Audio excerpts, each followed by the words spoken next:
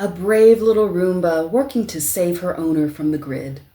A reality TV show where everyone's the villain. Rachel Khong's newest book of short stories. A bond between a Palestinian and an Israeli peace activist taking readers on a journey across their lands. Another look at slavery, this time of Indigenous Americans. I'm Veronica, and these are 5 books I'm excited for being published in April 2026. The first is The Infinite Sadness of Small Appliances by Glenn Dixon, published by Atria Books, 224 pages. It's been quite some time since I've seen The Brave Little Toaster, but that's what I immediately thought of when I read the description of this novel about a sentient Roomba in a self-running smart house who listens to her owner read aloud to his dying wife. As she takes in the story of the classic To Kill a Mockingbird, she begins to crave human connection, decides to name herself Scout, and goes on a journey of self-discovery. However, not all is as touching or as easy as it might have been. When the wife passes away, Scout and her fellow appliances discover that there are evil forces around them, with this omnipresent grid monitoring every household in the city and threatening to remove the husband from the home that he's lived in for 50 years.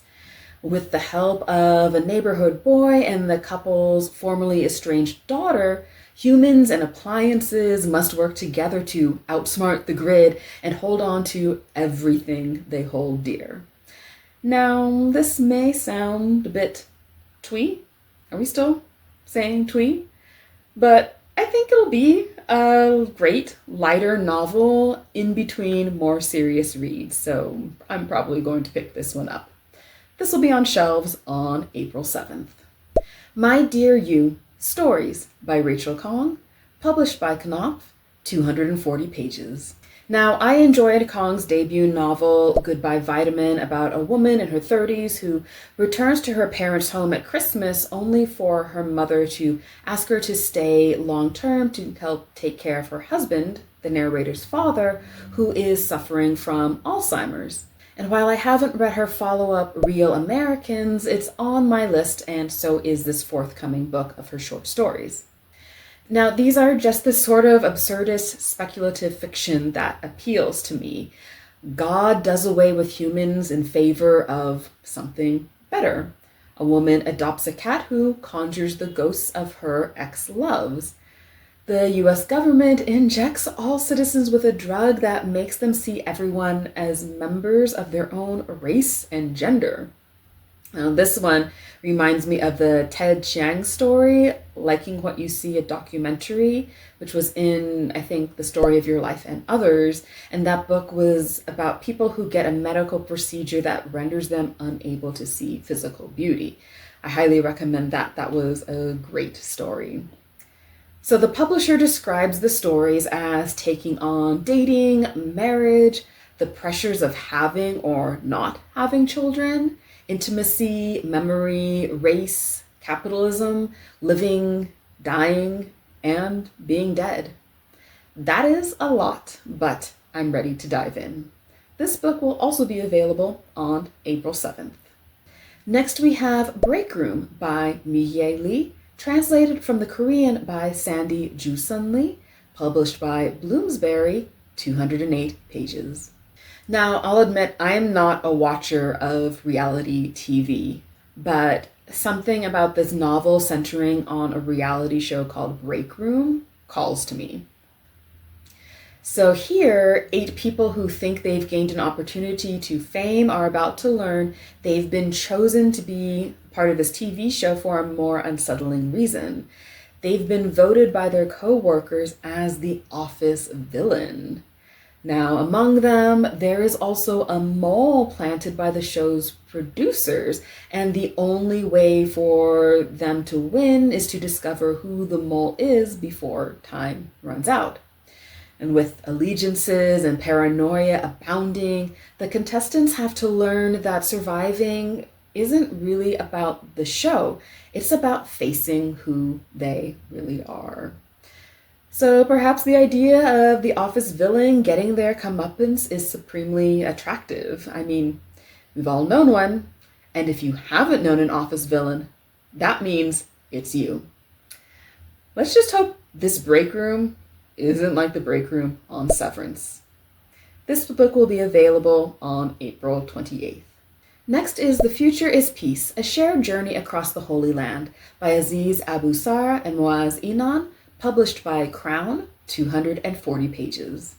This seems like a fitting follow-up to One Day Everyone Will Have Always Been Against This by Omar El-Akkad. For those of us who are privileged to have been largely ignorant of the ongoing war in Palestine, that book is an eye-opener. And The Future is Peace seems to carry on the torch of using memoir to educate the world about current events. And so, despite Aziz Abu Sara being from Palestine and Maoz Inon being from Israel, and despite both having lost family to the war and both knowing the feeling of righteous anger, the two formed a bond. And in this joint effort, they take readers on a week-long journey across these lands that have been stained with blood.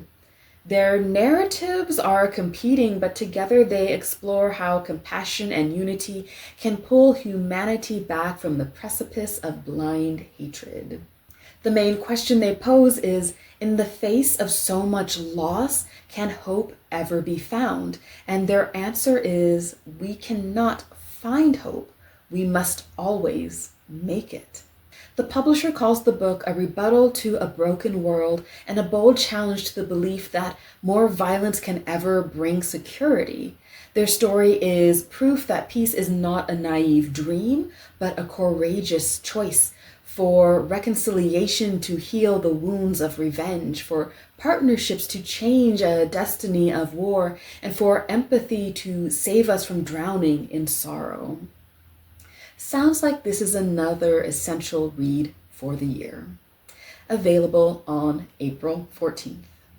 Last we have Stealing America, The Hidden Story of Indigenous Slavery in U.S. History by Linford D. Fisher, published by Liveright, 560 pages.